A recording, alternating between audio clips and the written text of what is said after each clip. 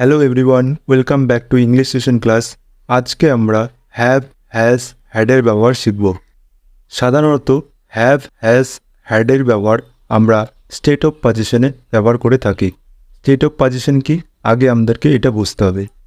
Position মানে হচ্ছে অধিকার, আর স্টেট অফ পজিশন মানে হচ্ছে কারো কাছে কোনো কিছু আছে বা কোনো কিছু ছিল সেটা দেখাতে আমরা হ্যাভ, হ্যাজ, হ্যাডের ব্যবহার করে থাকি। যেমন আমার কাছে গাড়ি আছে, আই হ্যাভ আ কার। রামের কাছে মোবাইল আছে, রাম হ্যাজ আ মোবাইল। এবার তোমাদের মনে প্রশ্ন আসতে পারে যে আমরা হ্যাভ কখন ইউজ করব, হ্যাজ কখন ইউজ করব, আর হ্যাড কখন ইউজ করব। তার জন্য আমাদেরকে আগে পার্সন সম্পর্কে কিছু ধারণা জানতে হবে। আমাদের ইংলিশ গ্রামারের পার্সনকে তিনটি ভাগে ভাগ করা হয়েছে: ফার্স্ট পার্সন, সেকেন্ড পার্সন আর থার্ড পার্সন। ফার্স্ট পার্সনের মধ্যে কী কী সাবজেক্ট পড়ে? আই, উই, আই মানে আমি, উই মানে আমরা। সেকেন্ড পার্সনের মধ্যে ইউ, ইউ মানে তুমি। আর থার্ড পার্সনের মধ্যে হি, সি, দে বা কারো নাম। এবার তাহলে আমরা পার্সন সম্পর্কে জেনে নিলাম। এবার আমরা দেখব কোন পার্সনের সাথে হ্যাভ বসবে আর কোন পার্সনের সাথে হ্যাজ বসবে।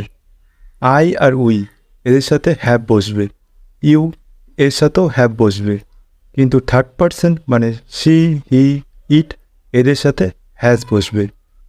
আর থার্ড পার্সন সিঙ্গুলার নাম্বার হলে হ্যাজ বসবে, মানে আমার বোন, মাই সিস্টার, একজনের কথা বলছি আমি, তাহলে হ্যাজ বসবে। কিন্তু আমি যদি বলি আমার বোনেরা, তাহলে আমি একটা বোনের কথা বলছি না, অনেকগুলো বোনের কথা বলছি, তাহলে তখন হ্যাভ বসবে। বুঝতে পারলে? একটা কথা সবসময় মনে রাখতে হবে যে প্রেজেন্টে মানে বর্তমানে যদি কারো কাছে কিছু থাকে তাহলেই তুমি হ্যাভ হ্যাজ ব্যবহার করবে, হ্যাড কিন্তু ব্যবহার করবে না।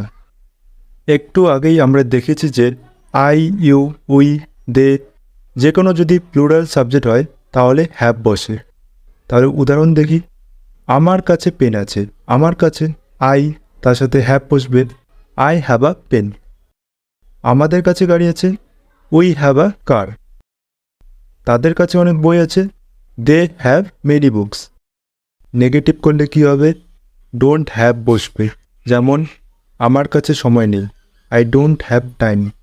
আমাদের কাছে টাকা নেই, উই ডোন্ট হ্যাভ মানি। তাদের কাছে বাইক নেই, দে ডোন্ট হ্যাভ বাইক।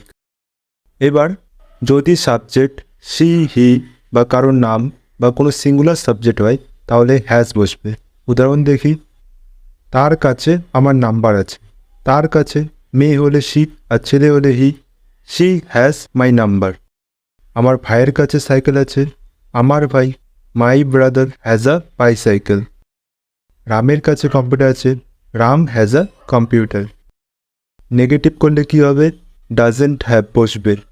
যেমন তার কাছে ল্যাপটপ নেই, শি ডাজেন্ট হ্যাভ ল্যাপটপ। আমার ভাইয়ের কাছে মোবাইল নেই, my brother doesn't have phone. আমার বাবার বোন নেই, my father doesn't have sister. এবার আমরা যদি ইন্টারোগেটিভ করি তাহলে সবার প্রথমে ডু অথবা ডাজ বসাতে হবে, তারপর সাবজেক্ট প্লাস হ্যাভ বসাতে হবে। যেমন তোমার কি বোন আছে? Do you have a sister? তার কাছে কি টাকা আছে? Does she have money? তাদের কাছে কি সময় আছে? Do they have time? এইভাবে তুমি ইন্টারোগেটিভ সেন্টেন্স বানাতে পারবে। এবার আমরা পাস্ট স্টেট অফ পজিশন শিখব, মানে হ্যাডের ব্যবহার। এতক্ষণ আমরা যা শিখলাম সেটা তুমি প্রেজেন্ট ইউজ করবে। প্রেজেন্টে তোমার কাছে কোনো কিছু থাকলে তুমি হ্যাভ হ্যাজ দিয়ে দেখাবে।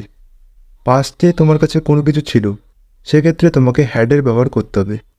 যেমন আমার কাছে গাড়ি ছিল, আই হ্যাড আ কার। আর আমার কাছে গাড়ি আছে, আই হ্যাভ আ কার। প্রেজেন্টে থাকলে হ্যাভ হ্যাজের মধ্যে যে কোনো একটা, আর পাস্টে হলে হ্যাড ইউজ করতে হবে। আমরা হ্যাডকে সব সাবজেক্টের সাথেই বসাতে পারি। তাহলে উদাহরণ দেখি। আমার কাছে বিড়াল ছিল, মানে এখন নাই, I had a cat.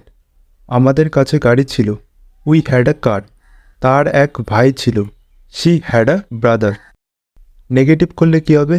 Didn't have বসবে। যেমন আমার কাছে পেন ছিল না, I didn't have a pen. আমাদের কাছে গাড়ি ছিল না, we didn't have a car. তার কাছে টাকা ছিল না, he didn't have money. Interrogative sentence তৈরি করতে হলে তোমাকে সর্বপ্রথমে ডিড বসাতে হবে। যেমন উদাহরণ দেখি। তোমার কাছে কি গাড়ি ছিল? Did you have a car? তার কাছে কি টাকা ছিল? ডিড শি হ্যাভ মানি? রামের কাছে কি সময় ছিল? Did Ram have time? এইভাবে তুমি খুব সহজে কোশ্চেন বানাতে পারবে।